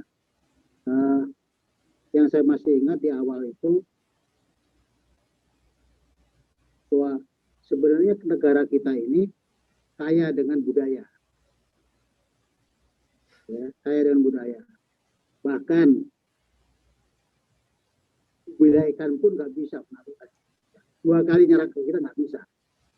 Karena apa? Itu tadi kita punya kekuatan dan sebagainya. Tapi kenapa sekarang kok begitu lemah kita? Dan kalau sekarang konteksnya itu Pancasila bagaimana? Saya dengan lahirnya Pancasila ini peringatan hari Pancasila. Kembali lagi ucapan ketika Presiden Yugoslavia bertemu dengan founder dari negara ini dan diprediksi bahwa sebenarnya yang akan terporak-porandakan itu adalah Indonesia. Tapi Bung Karno mengatakan, enggak, kita tidak akan, karena kita punya Pancasila. Walaupun Pancasila ini pun sekarang belakangan agak ramai lagi menjadi Trisila, Sila, dan Ekasila dan sebagainya. Apapun itulah. Tetapi yang terakhir tadi, pilar dari Ki Jadul tadi, tinggal yang terakhir doa. Doa dari siapa? Doa dari rakyatnya. Doa dari rakyatnya gitu. Nah, 3 pilar yang berikut sebelumnya itu sudah rapuh lah. Gugur, tapi masih rapuh, sangat rapuh. Ya. Tadi disampaikan juga GDP oleh Pak Dokter tadi, karena tinjauannya secara akademis pasti data-datanya ada pasti kan. Tapi ketika kira-kira sebelum tahun 2000, tahun 99, awal-awal reformasi, itu bahwa GDP kita tuh memang sangat-sangat memprihatinkan. Kita kalah jauh dengan Singapura lah. Sekarang belakangan malah kita ketinggalan juga dari Malaysia. Padahal sumber daya alam kita itu begitu melimpah ruah dan sekarang menjadi incaran dari negara-negara luar gitu kan. Singapura itu kalau kata Presiden Habibie, only the red drop. Di titik peta itu cuma titik kecil aja. Tapi kok bisa dia begitu? Berarti ada yang salah dengan kepemimpinan kita ini. Sumber daya kita begitu melimpah ruah, tetapi kok begitu kita sekarang, tadi kalau saya nggak salah ingat, ke 87 dari 100 berapa tadi ya datanya, ke 87 ya, artinya kita masih masuk di bawah 100. Sangat memprihatinkan. Nah, balik lagi tadi, kita punya Pancasila yang harusnya merekatkan penduduk Indonesia ini, masyarakat Indonesia, dan kita sampai saat ini alhamdulillah masih bersatu, masih NKRI, dibandingkan Yugoslavia sudah terpecah belah menjadi Serbia, Bosnia dan sebagainya itu. Ya. Tapi kita masih utuh, kecuali mungkin apa namanya Timor Leste dan sebagainya. Tapi itu kan belakangan maksudnya. Tapi ancaman kita akan menjadi nyata. Itu sangat bisa apa ya, bisa dibaca. Pak Dokter pasti tahulah itu ini ya, datanya ada dan sebagainya. Nah, pertanyaan saya, selain doa tadi yang bisa kita andalkan, mulai dari diri sendiri dari tadi, mulai berbuat apa dan sebagainya bisa dilakukan, antara lain berdoa tadi dan sebagainya. Tetapi situasinya memang kondisi tidak mendukung. Jangan jauh-jauh lah kalau misalnya sekarang misalnya yang informal, sektor informal itu sudah sangat memprihatinkan, ya kan? Nah, ke depan ini apa yang mesti kita lakukan? Apakah kita ya cuman pilar keempat itu berdoa? Hanya itu yang bisa dilakukan. Dan selemah-lemahnya iman itu, kalau kata Ki Jadul tadi, selemah-lemah iman itu. Nggak bisa dengan kekuasaan, nggak bisa dengan tangan, nggak bisa dengan lisan dan sebagainya. Kalau lisan sekarang ancamannya penjara. Gitu. Ya paling dalam hati. Tapi apa iya cuma itu? Kalau saya khususnya, itu kan generasi kolonial, beda dengan masa Arjito tadi. Milenial. Kalau saya di kolonial sudah, artinya nggak jauh lagi lah. Mungkin sudah kalau waktu sholat itu sudah ba'da maghrib lah gitu, menjelang isya. Tapi kalau yang generasi milenial ini akan sangat memprihatinkan kalau ini berlanjut terus. Nah, gimana sikap yang mesti kita lakukan? Monggo Ki Jadul ataupun Pak Dr. Supawi bisa memberikan pencerahan. Terima kasih Pak Ardito, aku nggak mau sepati nama sebenarnya lupa. Monggo demikian, terima kasih. Assalamualaikum warahmatullahi wabarakatuh. Waalaikumsalam warahmatullahi wabarakatuh. Terima kasih Pak Arifan untuk pertanyaannya. Monggo Kiai Jadul untuk menanggapi terlebih dahulu. Iya. Gini ya, saya akan kembali ke itu tadi. Kuncinya di era tiga orde angkatan 45, angkatan orde baru sama orde reformasi itu diambil sisi positifnya. Nanti kalau bisa digabungkan itu bagus. Ya. Jadi misalnya kalau jadi rakyat itu mungkin kualitas doanya diperbaiki ya. Kualitas doa itu berdoa itu tidak hanya di lisan, tidak hanya di hati, tapi dijiwai dengan kesadaran untuk menegakkan karakter kebangsaan ini ya, menopang negara ya. Nah, caranya dengan apa? Jadi kalau kita doanya Robbana atina fid dunya hasanah, kebaikan di dunia dan akhirat ya. Itu juga kemudian perilaku kita juga mengarah ke sana ya, mengarah ke sana. Ya, misalnya tidak mudah diadu domba ya. Menjaga diri ya. Ini kan artinya kemudian betul-betul di dalam pemilu itu memilih ya, pemimpin yang berkualitas gitu ya. Ya. Demikian juga yang di kalangan keilmuan ya, kualitas lisannya karena para ilmuwan ya itu tugasnya ngomong ya berdasarkan ilmu ya. Itu hanya kemudian ilmu yang dipelajari pun itu juga yang mengandung karakter kebangsaan ya. Dengan selalu berteriak supaya pemerintah kita adil ya, keadilan ditegakkan betul-betul, itu disuarakan dengan kekuatan keilmuan ya, dan dibangun saluran-salurannya ya. Ya, dibangun saluran-salurannya itu, dan juga lalu menjaga lisan. Ilmu itu bukan digunakan untuk menyebarkan hoax atau mengadu domba dan memecah belah ya. Ini artinya kemudian kualitas keilmuannya tidak semata-mata tingginya keilmuan itu hanya diukur dengan strata ya, akademik S1, S2, S3 semata-mata diukur dari ijazah formalitasnya, tapi betul-betul kualitas keilmuan itu yang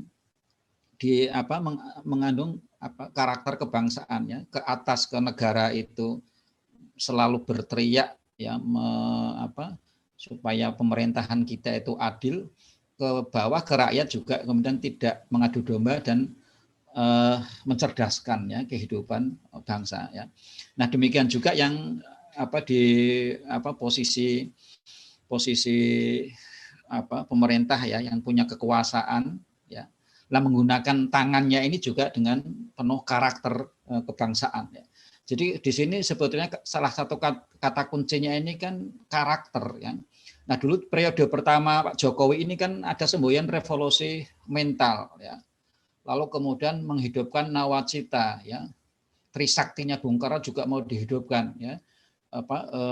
Kedaulatan politik ya, terus ekonomi ya, dan kemudian kepribadian ya, kebudayaan yang berkepribadian itu. Tapi begitu menjabat periode kedua kayaknya udah lupa ya.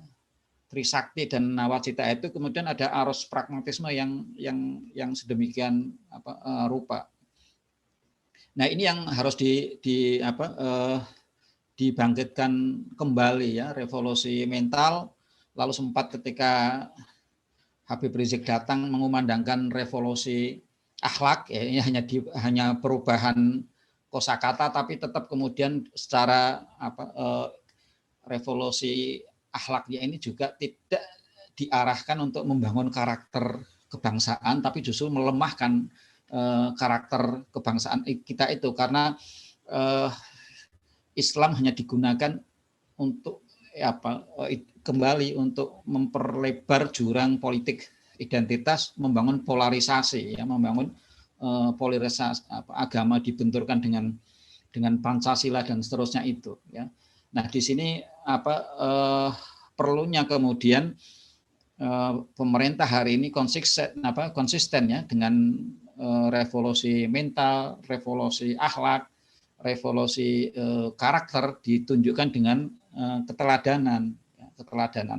Nah, hari ini menjadi tantangan ya. Oleh karena itu kita memang kembalinya kepada diri kita sendiri. Kita ini siapa? Kalau kita ini rakyat ya, itu perkuat karakter kerakyatan kita ya.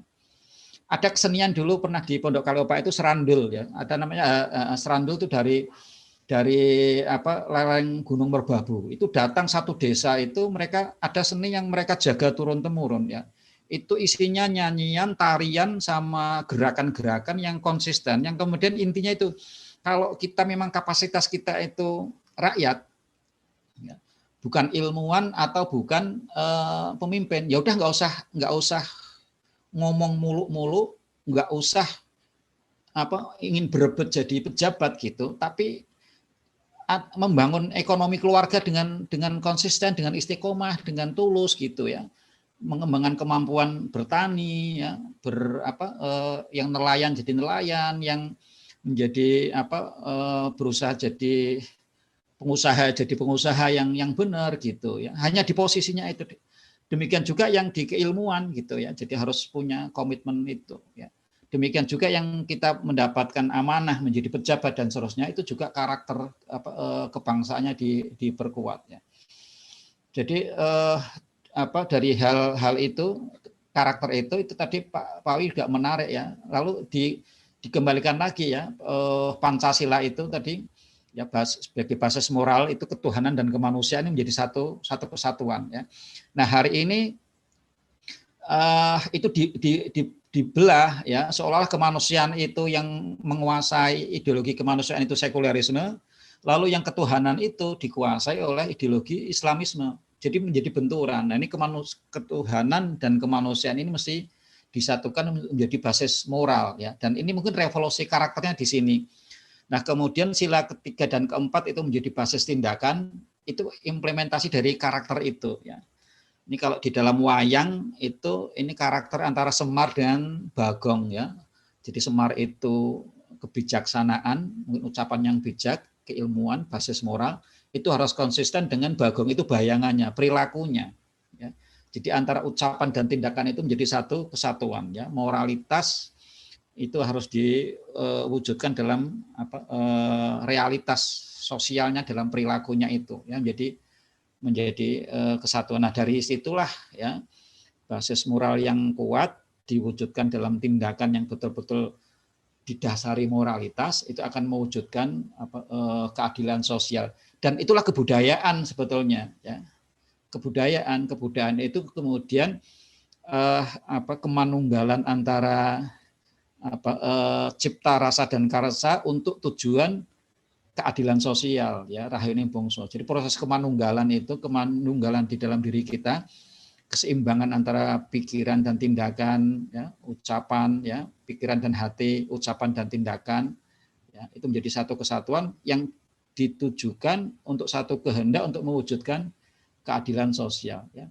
Jadi revolusi karakter itu, revolusi mental itu, revolusi akhlak itu kalau berbasis Pancasila tadi itu, ya, nilai sila 5 sila itu menjadi kesatuan dengan alur yang digambarkan Pak Pawi itu menarik, ya. Jadi basis moral, basis tindakan, dan output dari tujuan itu. Nah, itu kalau betul-betul dijaga, ya menarik. Nah, kita nggak semata-mata menggantungkan ke pemerintah menurut saya, tapi dimulai dari diri kita sendiri, dari lingkungan yang terdekat kita itu sendiri semampunya. Ini kalau ini serentak diwujudkan, itu bisa saling menunjang, ya. Nah, hal ini kalau di zaman ya mungkin di dalam memori kita, masyarakat kita, rakyat kita itu kan namanya menunggu Ratu Adil, ya. Untuk mewujudkan keadilan sosial itu menunggu Ratu Adil. Nah, atau Satrio Piningit. Ya, saya sering bertanya, Satrio Piningit, Ratu Adil itu dipingitnya di mana? Disembunyikannya di mana? Bersembunyinya di mana? Ya, apakah di gunung, apakah di hutan, apakah di awan, apa di dalam laut, ya. Jadi Satrio Piningit itu tersembunyi di dalam hati setiap warga negara ini sebenarnya.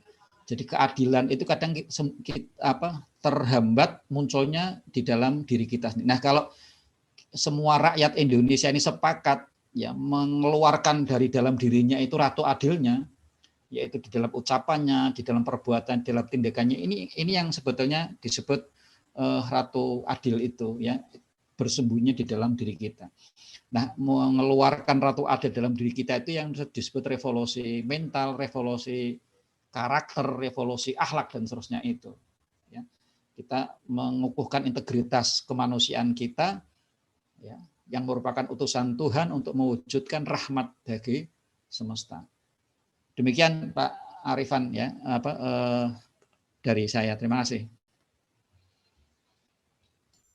Terima kasih untuk Kiai Jadul. Sekarang untuk Pak Supawi untuk menanggapi tadi pertanyaan dari Pak Arifan.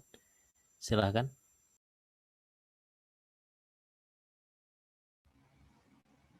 Ya, saya melihat paparan Om Jadul tadi itu menarik, ya, melengkapi. Tapi ada satu yang masih mengganjal di saya, itu tentang revolusi mental yang kemudian oleh para orang-orang itu dilecehkan menjadi revolusi mental karena nggak jadi, gitu ya. Yang kemudian diganti oleh revolusi akhlak oleh Habib Rizik. Revolusi mental, revolusi akhlak sejauh ini hanyalah menjadi sebuah wacana, dan ini karena wacana dia tidak akan bisa berdampak secara signifikan. Kenapa? Revolusi mental itu atau revolusi akhlak itu, untuk mewujudkannya itu perlu rekonstruksi keilmuan. Nah, keilmuan yang ada saat ini itu bersifat positivistik. Nah,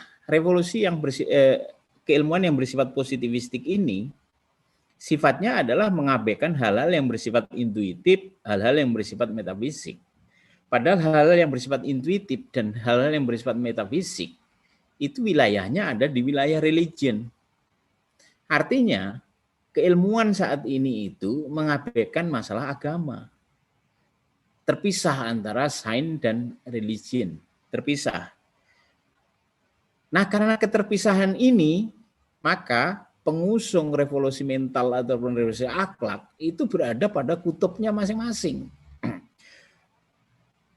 Revolusi akhlak seperti Habib Rizik gitu, mengambil dari porsi sisi agama. yang terlepas dari sains. Revolusi mental yang dari Jokowi itu mengambil posisi dari sisi keilmuan positivistik yang lepas dari agama. Nah, keterpisahan ini ya karena dia tidak terintegrasi ini justru akan menimbulkan satu dominasinya masing-masing. Ketika ini tidak diintegrasikan, ini justru berbahaya. Inilah yang menimbulkan kekerasan-kekerasan yang ada di Indonesia. Revolusi mental melihat kaum religion itu tidak layak atau tidak sesuai. Begitu juga revolusi akhlak itu yang kaum religion ini melihat keilmuan nggak sesuai. Justru disinilah timbul kekerasan dari dua sisi. Inilah yang menyebabkan terjadinya polarisasi dan kekerasan di Indonesia kenapa meningkat. Kenapa hate speech itu menjadi semakin tinggi di Indonesia. Bahkan yang menyedihkan bagi kita adalah dulu Indonesia itu terkenal sebagai negara yang ramah, yang sopan, yang santun. Tapi kan sekarang ini hate speech kenapa paling tinggi malah di Indonesia? Ketidakramah. Ya, seperti itu. Maka menurut saya kalau mau dilakukan ya revolusi pendidikan ya revolusi keilmuan, artinya diintegrasikan itu antara sains dan agama. Ketika sains dan agama itu disatukan, maka nilai-nilai pendidikan ini sudah memiliki atau mengandung nilai etika, nilai moral yang itu menjadi tinggi. Nah, ini kalau kita lihat dari dari permulaan Islam seperti itu, dulu kan keilmuan itu seperti itu, antara sains dan agama itu menjadi satu. Makanya memunculkan Ibnu Sina, Ibnu Rus, Ibnu Bajjah dan lain sebagainya itu corak keilmuannya kan integratif antara ilmu dan agama itu. Ilmu dan agama itu terpisah kan ketika Auguste Comte itu merumuskan positivisme yang kemudian dia itu bersifat reduktif. Hal-hal yang metafisik, yang intuisi dipisahkan. Dan itu sampai sekarang. Inilah yang menyebabkan. Maka kemudian kalau tata moralitas di Indonesia itu tidak muncul, ya bisa juga karena ini. Makanya bagaimana mengintegrasikan? Kalau mau mengaplikasikan Pancasila, ya ilmu itu dasar epistemologinya diangkat aja ke Pancasila, memasukkan nilai ketuhanan dan kemanusiaan itu. Jadi ilmu itu tidak lagi hanya antroposentrik seperti sekarang. Kalau dimasukkan dengan nilai-nilai agama menjadilah teoantroposentrik. Jadi ilmu itu fungsinya ya hablum minannas, hablum minallah. Nah, dengan demikian sebenarnya kalau kita kaitkan dengan nilai keislaman, ya Islam itu kan kemenyatuan sebenarnya.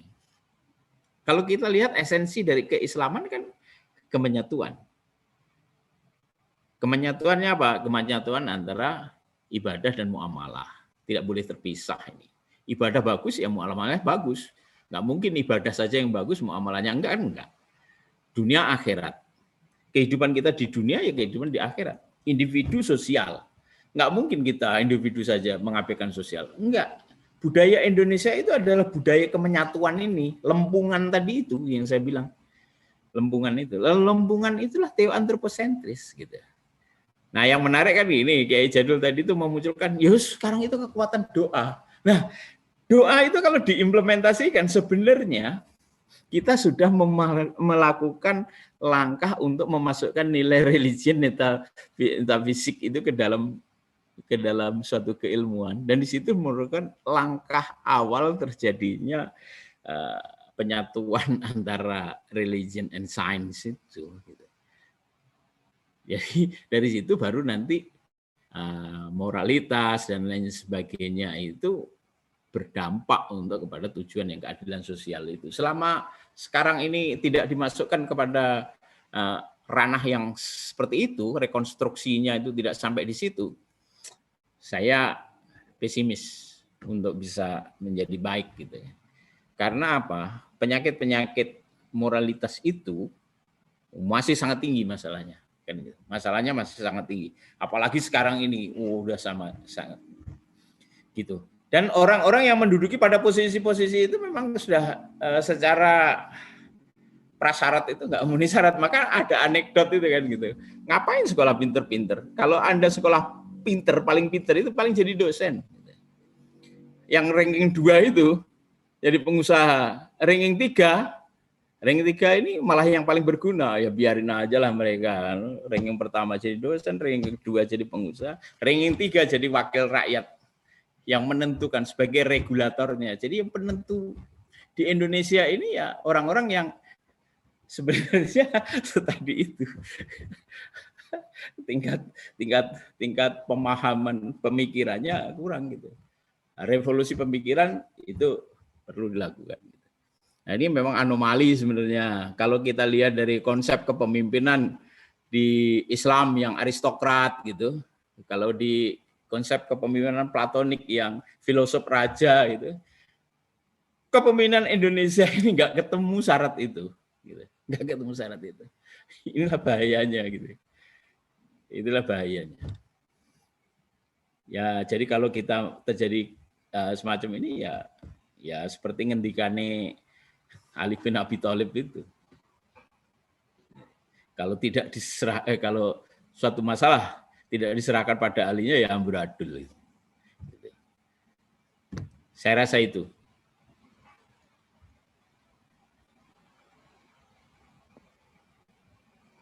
Oke, terima kasih. Nah, berhubung waktu kita yang terbatas dan bertanya. masih ada yang mau bertanya? Silakan Bu, silakan. Satu pertanyaan lagi ya. Saya Monggo. Istiqomah dari Uniba. Matur suwun sebelumnya. Oke, seperti tadi disebutkan oleh Bapak Supawi bahwa segala sesuatu Indonesia itu masih lemah dari berbagai keilmuan, dari gizi yang kurang, dari termasuk juga stunting, juga literasi lemah, sains, teknologi. Ini pada ketinggalan semua. Nah, sekarang kira-kira bagaimana untuk menanggulanginya? Kalau menurut saya, sebelum bagaimana untuk menanggulanginya, apa budayanya yang perlu diubah? Bagaimana merubah budaya sendiri? Nah, kalau menurut saya, pertama yang lebih didahulukan adalah gizinya dulu, gizi masyarakat. Bahwa masyarakat itu perlu dikasih gizi. Jadi anggaran pemerintah berikan gizi yang lebih banyak. Dari gizi yang masyarakat untuk masyarakat itu diberikan, itu nanti kan akan baru muncul kreativitas ataupun selain juga dengan doa-doa tentunya. Nah, kita kan juga punya Pancasila. Kita juga Pancasila itu juga ada sila ketuhanan yang Maha Esa. Tentunya dengan doa-doa itu juga perlu kita menopang karakter-karakter kita yang ada. Tentunya itu didahului dengan gizi yang pertama kali. Jadi dengan gizi yang lebih dulu, maka tentang revolusi mental, revolusi akhlak yang menjadi wacana itu nanti akan bisa terwujud dengan gizi yang lebih baik. Dengan keilmuan-keilmuan yang ada itu nanti akan bisa terwujud. Nah, tentu saja ini memang betul revolusi antara sains dan agama itu harus disatukan sebagaimana disampaikan oleh Pak Pawi tadi. Tapi yang pertama didahulukan adalah gizi dulu. Anggaran pemerintah itu lebih didahulukan untuk gizinya dulu. Monggo, menurut panjenengan, monggo. Terus pundi? Matur suwun. Oke, matur nuwun Bu Istiqomah. Nah, ini adalah pertanyaan terakhir. Tadi yang saya highlight dari pertanyaannya Bu Istiqomah adalah apakah perlu budaya kita itu kemudian berubah? Nah, ini akan dijawab oleh Kiai Jadul. Monggo, Kiai Jadul.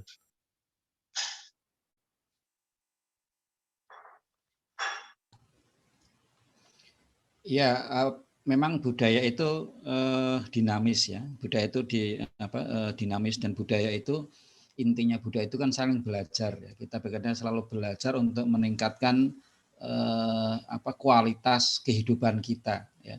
Jadi oleh karena itu usaha setiap manusia, individu, masyarakat, satu bangsa untuk meningkatkan kualitas kebudayaannya itulah sebetulnya yang disebut kebudayaan. Ya. Nah, meningkatkan kualitas kesehatan masyarakat, ya, ini upaya kebudayaan, ya, membangun nalar keilmuan, ya, yang menyatukan dimensi ketuhanan dan kemanusiaan, dan itu juga sebuah tindakan kebudayaan, ya. Menegakkan pemerintahan yang adil, bersih, itu juga bagian dari gerakan kebudayaan. Jadi kebudayaan itu memang sesuatu yang dinamis. Nah, kebudayaan supaya bisa dinamis itu ya memang dikembalikan kepada makna kebudayaan itu sendiri ya. Makna kebudayaan itu sendiri kan usaha manusia gitu ya untuk membangun integritas pribadi manusia. Itu ada unsur rohaninya, ada unsur jasmaninya ya. Dan ini kesatuan antara yang jasmani dan rohani itu membentuk integritas. Manusia itu punya pikiran dan punya perasaan, punya perilaku. Jadi pikiran, rasa itu juga harus diseimbangkan ya, sehingga jasmani dan rohani seimbang, sehingga lalu perilakunya itu juga mengarah kepada satu tindakan yang berbudaya ya. Jadi ini saling terkait ya, saling terkait. Jadi saya mengapresiasi Ibu Istiqomah itu, pikiran seorang ibu, tindakan ibu yang paling bermoral, berkarakter itu memang memperhatikan kesehatan anak-anaknya ya. Nah, itu jadi bagian satu yang penting. Nah, pemerintah supaya bisa punya perhatian kepada kesehatan gizi masyarakat itu juga mengandaikan pemerintah itu memang punya punya kemauan dan kemampuan itu menunjukkan karakternya untuk bagaimana kekuasaan itu dijalankan betul-betul untuk meningkatkan kesejahteraan masyarakat secara luas, bukan kekuasaan digunakan untuk memperkaya pribadi atau kelompoknya ya. Dan ini membutuhkan satu karakter yang kuat. Ya. Nah, jadi komentar saya seperti itu Bu Istiqomah ya, bagus. Dan tambahan untuk Pak Supawi, ini antara ilmu dan akhlak itu ini selalu menjadi masih satu kesatuan ya. Kalau saya mengacu kata-kata para ulama-ulama dulu itu, mereka antara ilmu dan adab itu lebih ya. Ada ulama mengatakan, saya 10 tahun belajar ilmu dan 30 tahun belajar akhlak ya. Nah, jadi membangun akhlak yang baik itu bagian dari mengembangkan keilmuan. Ya. Orang yang bisa menyatukan ketuhanan dan kemanusiaan ini akhlak. Ya, hablum minallah dan hablum minannas itu kan akhlak sebetulnya, akhlak kepada Allah dan akhlak kepada manusia. Jadi memang ilmu dan akhlak itu menjadi satu kesatuan yang tidak terpisahkan ya. Demikian ya, sedikit tambahan dari saya. Terima kasih. Oke.